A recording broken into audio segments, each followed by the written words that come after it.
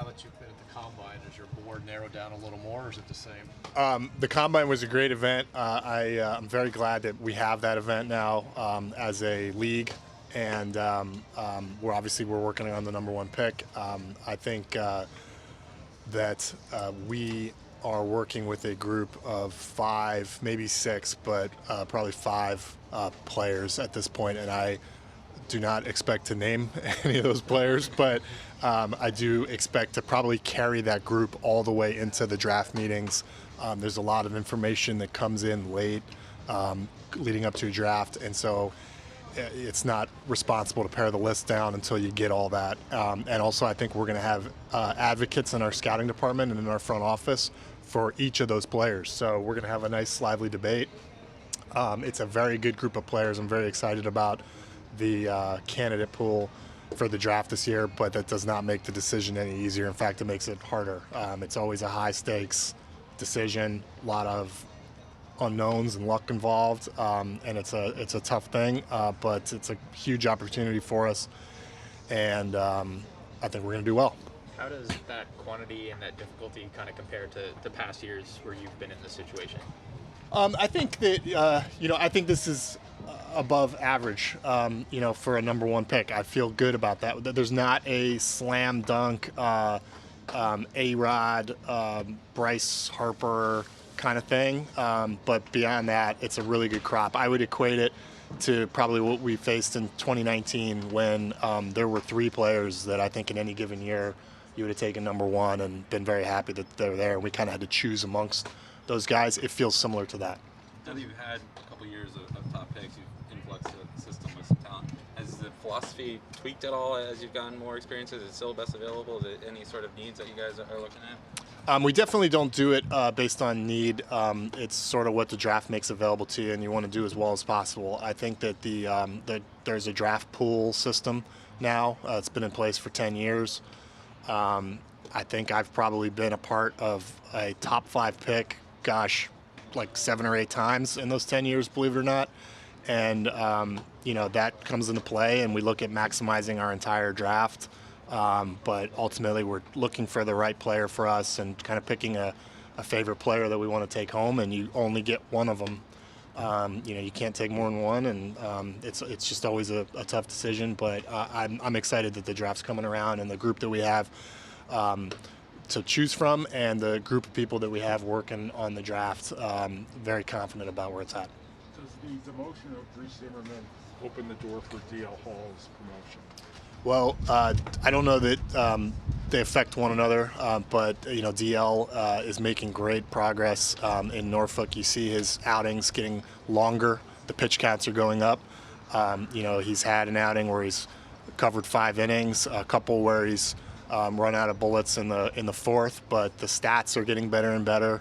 I think the efficiency is getting better. He's really on a good path and doing what we want to see him do. On the other hand, this is a kid, because of injury and pandemic, that has really not thrown that many minor league innings since signing. So he's still learning a lot there, but very excited about where he's at coming off of the injury last year, what we're seeing from him in Norfolk. I think where his head is at is good. And it's at the point where obviously we're watching his outings very carefully, but doing so not just from like a player development standpoint, but from major league relevancy standpoint. And we're going to be looking for the right time to possibly, see what we got there. Mike, because the organization last year only took 1 pitcher in the first 10 rounds, in the first 8 or 10 rounds this year, is there a thought of more pitching? Is that something you're going to look to do? Maybe.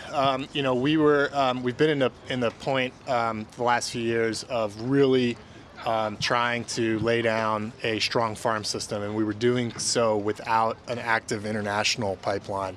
And usually the international pipeline provides you with a lot of position players and a lot of infielders in particular, and so the Orioles didn't have that. And also, I think I've said this before, but Dan Duquette and his guys very well spent some high picks on pitchers the years prior. So it put us in a position to take a lot of position players and come away with what we hope are some core players from those picks. And right now, I look back and I think, fingers crossed, I think we got a few, and I'm excited about that. But pitching's got more inherent risk with the injury rates and the variability, and we want to do as well as we can with these draft picks because they're very important for the Orioles. So we'll just see. I mean, we're not going to reach for pitchers, but we're not going to shy away from them if there's ones that fit for us with those high picks. There aren't any pitchers that you would take with the number 1 pick this year, so I feel pretty safe ruling that out. But we pick again at 33, and that could very well be an arm. Somewhat relatedly, how pleased are you with how Gunnar Henderson and Jordan Westberg are handling AAA so far? Yeah, man. It seems like there's been no adjustment necessary so far. I'm sure they'll cool off. I mean, they're not going to have 1,000 OPS forever, but that's awesome to see. Those are 2 exciting guys. I think it's really cool to watch them play together, basically the whole way up the chain. And never like to get out ahead of myself with guys that are still in the minors, but those 2 have a very good chance of locking down our infield, I think, for a while. And I hope they stay healthy and keep having consistent at bats. And it's fun to have that so close with the team that's out, the young team that's out here right now. It's a good fit. Has there been any update on Grayson since we last got an update on him? Nothing too newsworthy. He's in Sarasota. He's had some active rehab days, and those have gone well. So it seems like everything's going well, but no further clarity to the exact timeline yet. We'll do some re-imaging at some point in the next few weeks, and I think we'll have a better sense there of where in that time frame he's probably going to land. Does that mean like workouts and physical therapy as far as active rehab? Yeah, like indoor, not baseball activities, but moving around, doing some physical therapy, pretty basic stuff at this point. Mike, with the legal situation ongoing with ownership, does that affect what you guys are doing in baseball operations or in any way? Just how does that impact what you're trying to do? Well, it's unfortunate and definitely not something that you like to see. But this is a tough business. There's always kind of crazy stuff going on in this business. We've had our challenges the last few years.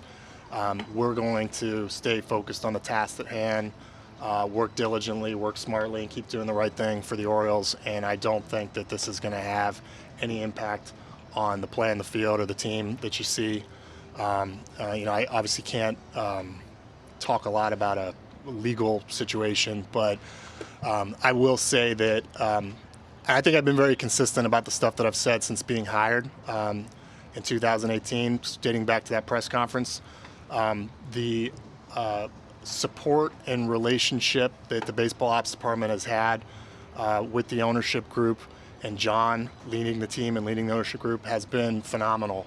It's been nothing but constructive, and it'll continue to be so.